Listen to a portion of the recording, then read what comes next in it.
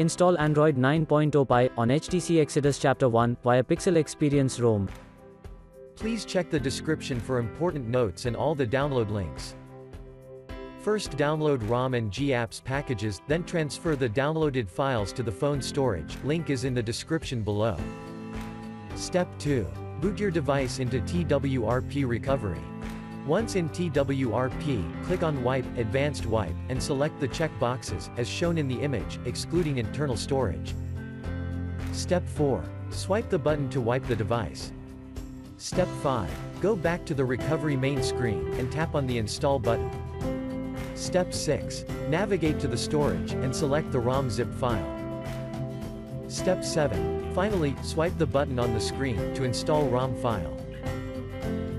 Step 8. Flash the GApps zip package, in the same manner. Step 9. After GApps flashing completes, select Wipe Cache and Dalvik from bottom left side of screen, and swipe to wipe. Step 10. When the flashing process is complete, hit Reboot System.